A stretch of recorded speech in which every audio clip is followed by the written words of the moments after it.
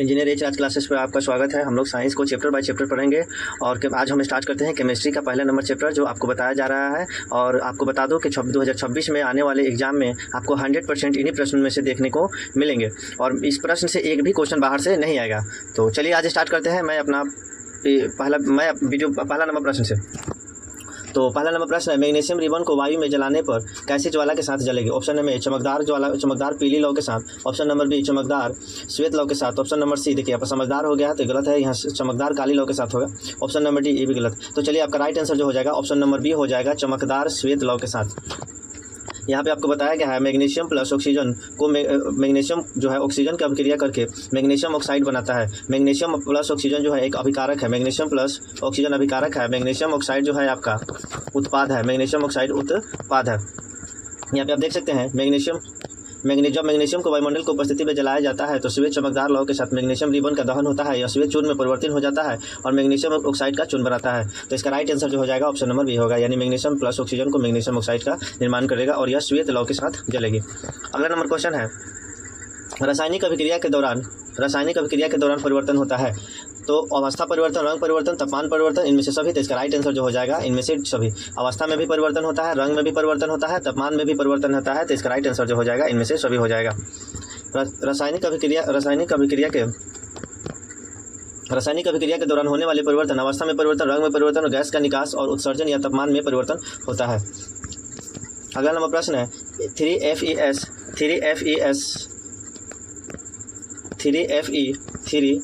3Fe plus 4H2O gas अवस्था में और ये जो हो जाएगा आपका सॉलिड अवस्था में होगा, ये आपका सॉलिड अवस्था में होगा। तो यहाँ पे आपके पास अभिक्रिया दिया गया है, आपको उत्पाद बताना है। तो ऑप्शन नंबर ए है Fe3O4 plus 4H2। Option number B है Fe3O4 plus 4H2। Option number सी है Fe2O4 plus 4H2। Option number D है Fe3O3 प्लस 4H2। तो आपको राइट आंसर पहचानना है। तो मैं आपको बता दूं, यहाँ पे आप देख सकते हैं कि लोहा जो है सॉलिड अवस्था में है, तो यहाँ पे इसका जो उत्पाद बनेगा ये भी आपका सॉलिड अवस्था में बनेगा। तो यहाँ पे आप देख सकते हैं कि यहाँ पर भी सॉलिड है, यहाँ पर भी सॉलिड है, तो इसका जो उत्पाद बनेगा Fe3O4 बनेगा। तो Fe3O4 जो है यहाँ पर देखिए Fe3O4 नहीं है, यहाँ पर भी Fe3O4 नहीं है। यहाँ पे आप देख सकते हैं कि Fe3O4 है लेकिन यहाँ पे जलीय अवस्था में, तो गलत हो जाएगा, सॉलिड अवस्था में बनेगा।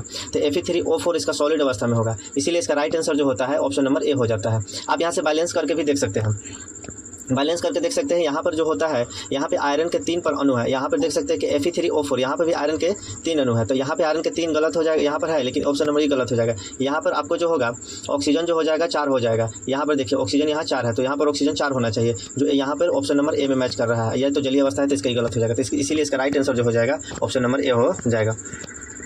यहाँ पे कुछ दिया हुआ है 3Fe प्लस 4H2 रासायनिक अभिक्रिया को बैलेंस करने के लिए हीट ट्रायल मेथड भी कहते हैं। तो यहाँ पे बताया गया है आपको कि जो बैलेंसिंग करना है उसे हीट ट्रायल मेथड भी कहते हैं। तो चलिए आते हैं अगला प्रश्न पर। अगला नंबर प्रश्न है, कार्बन मोनोऑक्साइड प्लस 2H2 यानी कि हाइड्रोजन गैस के साथ अभिक्रिया कराएंगे तो कौन सा उत्पाद बनेगा? तो यहाँ पे मैं आपको बता दूं CH3OH option number A, option number B CH3OH, option number C CH3OH, option number D CH2OH। तो आप देख सकते हैं कि CH3OH, यहाँ पर भी देख सकते हैं CH3OH, यहाँ पे देख सकते हैं CH3OH, यहाँ पे देख सकते हैं CH2। तो यहाँ पे जो है आपका तीनों ऑप्शन मैच कर रहा है, लेकिन आपको बता दूं कि यहाँ पे आपको बताएगा सॉलिड अवस्था, लिक्विड अवस्था और यहाँ पे जलीय अवस्था। तो मैं आपको बता दूं कि इसका जो आंसर हो जाएगा ऑप्शन नंबर बी लिक्विड अवस्था में हो जाएगा, CH3OH और जो लिक्विड अवस्था में हो जाएगा। इसलिए इसका राइट आंसर जो हो जाएगा ऑप्शन नंबर बी होगा,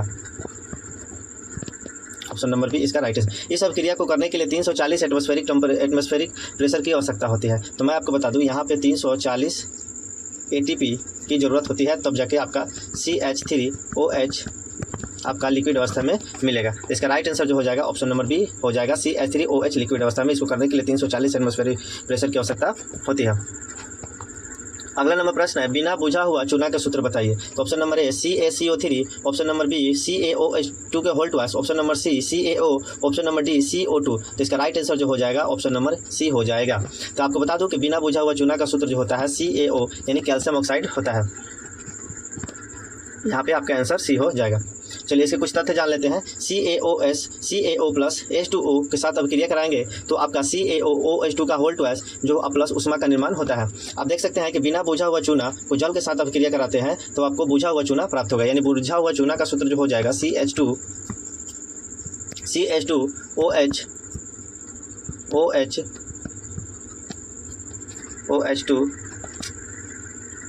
OH2 और प्लस ऊष्मा का निर्माण होगा, प्लस ऊष्मा का निर्माण होगा। आपको बता दूं कि यहाँ पे आपका बिना बुझा हुआ चूना है और यहाँ पे जल है, और यहाँ पे आपको बता दूं कि बुझा हुआ चूना है CaOH2 को होल टू प्लस ऊष्मा का निर्माण होगा। देख सकते हैं यह एक संयोजन अभिक्रिया है। तो संयोजन अभिक्रिया जो होगा आपका संयोजन अभिक्रिया A प्लस B जो है आपका AB का निर्माण करेगा तो आपका संयोजन अभिक्रिया होगा। अगर AB जो है ये तो आपका A प्लस B का निर्माण करेगा जो आपका वियोजन अभिक्रिया हो जाएगा। तो यहाँ पे आप देख सकते हैं CaO, इसको मान लीजिए A और ये हो जाएगा आपका B। तो A प्लस B जो है आपका AB का निर्माण कर रहा है, इसीलिए यह एक संयोजन अभिक्रिया है। यह संयोजन अभिक्रिया है। इस अभिक्रिया में कैल्शियम ऑक्साइड तथा जल मिलाकर कैल्शियम हाइड्रोक्साइड का निर्माण करते हैं। तो बिना बुझा हुआ चूना को हम लोग जो बोलते हैं कैल्शियम हाइड्रोक्साइड बोलते हैं, तो इसको कैल्शियम हाइड्रोक्साइड भी आप बोल सकते हैं। बुझे हुए चूने का उपयोग दीवारों को सफेदी करने के लिए किया जाता है। इसे कैल्शियम हाइड्रोक्साइड वायु में उपस्थित कार्बन डाइऑक्साइड के साथ धीमी गति से अभिक्रिया करके दीवारों पर कैल्शियम कार्बोनेट की एक पतली परत बना देते हैं और सफेद करने के 2 या 3 दिन बाद कैल्शियम कार्बोनेट का निर्माण होता है। कैल्शियम कार्बोनेट आपको बता दूं CaCO3 होता है। कैल्शियम का इसमें दीवारों पर चमक आ जाती है। यहाँ पे आप जान सकते हैं कि जब आप बिना बुझा हुआ चूना लीजिएगा और उसको जो बुझा हुआ चूना बना के यानी कि CaOH2 को वोल्टेज यानी बुझा हुआ चूना जब आप दीवारों पर सफेदी कीजिएगा तो 2 या 3 दिन बाद यानी धीमी अभिक्रिया वायुमंडल से धीमी अभिक्रिया करके आपको बता दो कि दीवारों पर जो है CaCO3 का निर्माण करेगा यानी कैल्शियम कार्बोनेट का निर्माण करेगा, जिसे आप लोग संगमरमर के नाम से भी जाने जाते हैं। यानी संगमरमर का सूत्र जो होता है CaCO3 होता है और जो दीवारों पर चमक आ जाती है उसका सूत्र भी क्या हो जाता है CaCO3 यानी कैल्शियम कार्बोनेट होता है। तो यहाँ पे आप देख सकते हैं संगमरमर का रासायनिक सूत्र CaCO3 कैल्शियम कार्बोनेट CaCO3। यहाँ पे आप देख सकते हैं कि जब CaOH यहाँ पे लिक्विड अवस्था जलीय अवस्था में है प्लस CO2 आपका CaCO3 प्लस H2O जल का निर्माण करता है। अगला नंबर प्रश्न है कोयले का दहन कौन सी अभिक्रिया है? तो आपको बता दो ऑप्शन नंबर A संयोजन अभिक्रिया, option number B option number A वियोजन अभिक्रिया, ऑप्शन नंबर B संयोजन अभिक्रिया, ऑप्शन नंबर C A और B दोनों इनमें से कोई नहीं। तो आपको बता दें इसका राइट आंसर जो हो जाएगा आपका संयोजन अभिक्रिया होगा। कोयले का दहन एक संयोजन अभिक्रिया है। यहाँ पे आप देख सकते हैं कि जब कार्बन प्लस ऑक्सीजन यानी कार्बन को यानी कोयले को ऑक्सीजन की उपस्थिति में जलाया जाता है तो कौन सी गैस का निर्माण होगा? CO2 गैस का निर्माण होगा। तो याद रखिएगा, आपको पूछेगा कि जब कोयले को ऑक्सीजन की उपस्थिति में जलाया जाता है तो कौन सी गैस का निर्माण होता है? तो CO2 गैस का निर्माण होता है। अगला नंबर प्रश्न है इनमें से कौन ऊष्माक्षेपी अभिक्रिया है? ऑप्शन नंबर A प्राकृतिक गैस का दहन होना, ऑप्शन नंबर B साग सब्जियों का विकृत होना, ऑप्शन नंबर C शोषण, ऑप्शन नंबर D इनमें से सभी। तो आपको बता दूं ऊष्माक्षेपी जो अभिक्रिया है इनमें से सभी हो जाएगा ऑप्शन नंबर D प्राकृतिक गैस का दहन होना, साग सब्जियों का विकृत होकर कंपोस्ट बनना, ऑप्शन नंबर C शोषण। इस सभी के सभी जो है आपके ऊष्माक्षेपी अभिक्रिया है। सभी के सभी जो होते हैं ऊष्माक्षेपी अभिक्रिया होते हैं। तो इसका right answer option number D हो जाएगा। अगला यहाँ पे आप देख सकते हैं प्राकृतिक गैस का दहन होना, साग सब्जियों का विकृत होना, शोषण इत्यादि सभी आपका क्या है?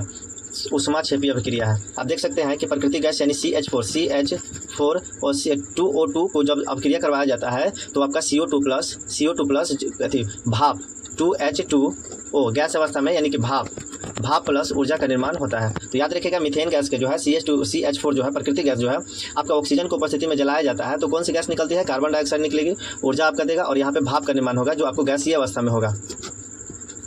C6H12O6 आपका जलीय अवस्था में प्लस CCO2 यहाँ भी आपका जलीय अवस्था में है और यहाँ पे आपका जो निर्माण होगा CCO2 यानी कि CCO2 प्लस CH2O आपका लिक्विड अवस्था में प्लस ऊर्जा का निर्माण होगा। तो यह आपको बता दूं कि यह शोषण है। तो शोषण भी एक ऊष्माक्षेपी अभिक्रिया है। तो यहाँ पे ग्लूकोज जो है ऑक्सीजन के साथ अभिक्रिया करके कार्बन डाइऑक्साइड प्लस जल प्लस ऊर्जा का निर्माण करती है। अगला नंबर प्रश्न है फेरस सल्फेट को गर्म करने पर कौन सी गैस निकलती है? Option number A ferric oxide, option number B sulphur dioxide, option number C sulphur trioxide, option number D इनमें से दोनों। तो आपको सही आंसर जो बता दूं इनमें जब फेरस सल्फेट को जब गर्म किया जाता है तो आपका सल्फर डाइऑक्साइड और सल्फर ट्राइऑक्साइड दोनों गैस का निर्माण होता है। तो इसीलिए इसका आंसर जो हो जाएगा ऑप्शन नंबर D हो जाएगा।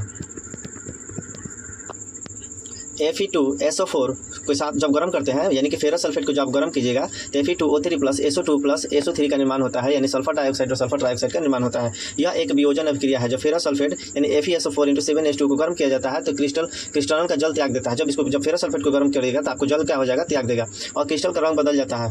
गर्म करने पर रंग भी इसका क्या हो जाता है? बदल जाता है। फेरिक ऑक्साइड Fe2O3 और सल्फर डाइऑक्साइड SO2 तथा सल्फर ट्राइऑक्साइड SO3 में बदल जाता है। तो आपको बताया गया है कि जब इसको गर्म कीजिएगा तो जो हो जाता है Fe2O3 यानी कि फेरिस ऑक्साइड। यहाँ पे ये जो है Ferris oxide Fe2O3 Ferris oxide और आपका जो होता है सल्फर डाइऑक्साइड SO2 और सल्फर ट्राइऑक्साइड SO3 आपका निर्माण होता है।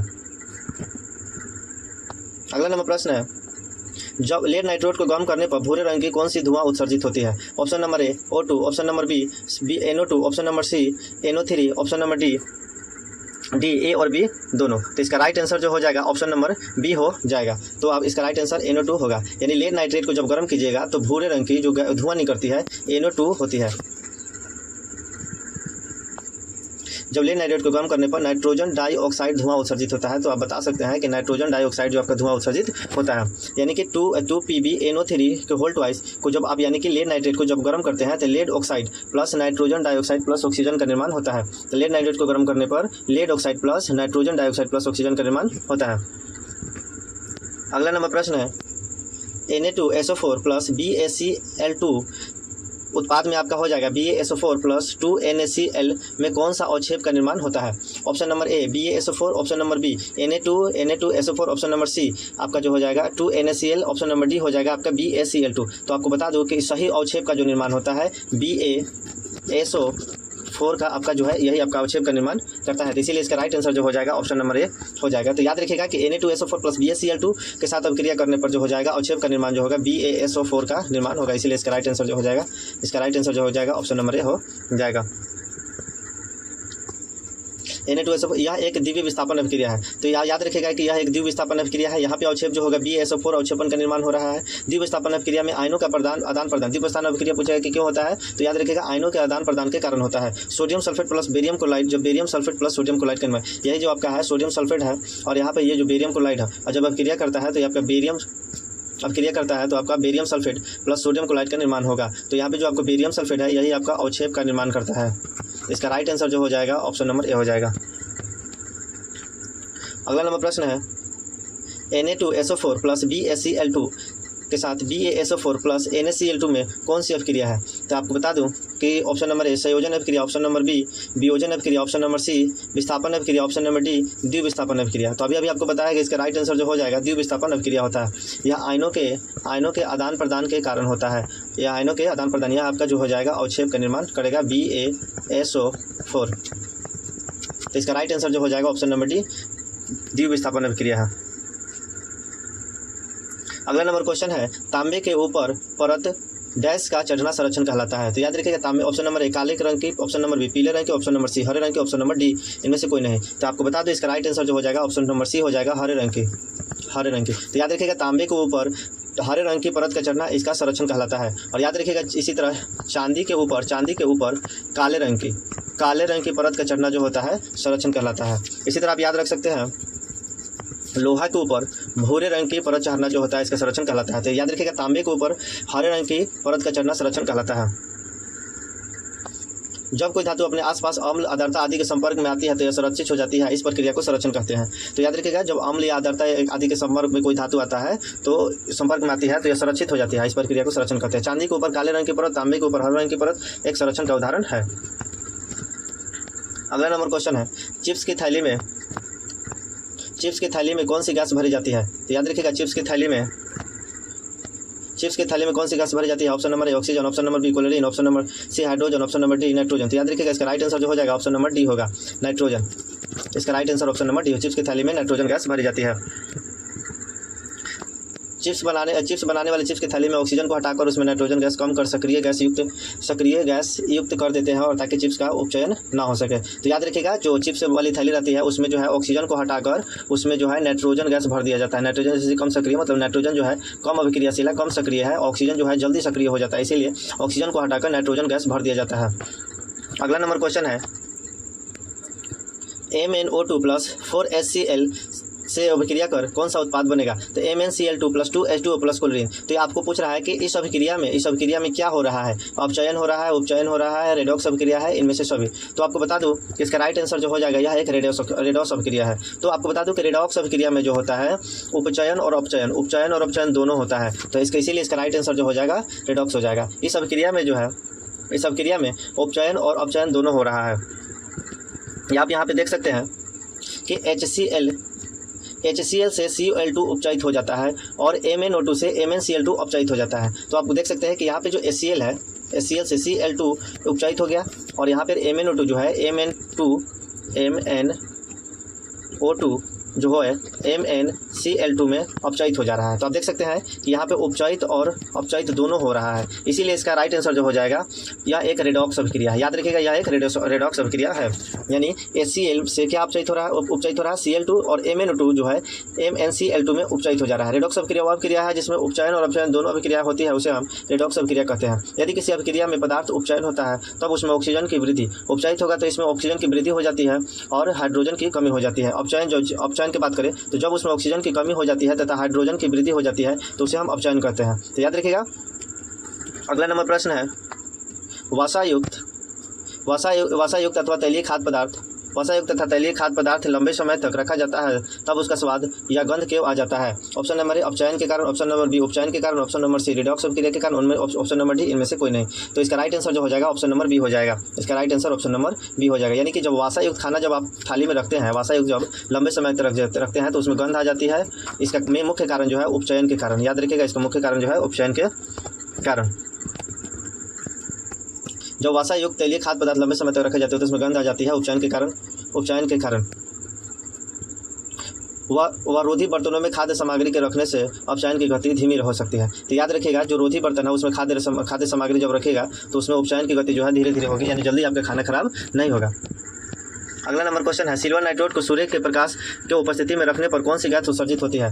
तो option number A oxygen, option number B silver, option number C hydrogen, option number D chlorine. तो याद रखिएगा सिल्वर क्लोराइड को सूर्य के प्रकाश को उपस्थिति में रखने पर आपका क्लोरीन गैस जो है उत्सर्जित होती है, क्लोरीन गैस आपका उत्सर्जित होती है। ऑप्शन नंबर डी इसका right answer, option number D इसका राइट आंसर हो जाएगा।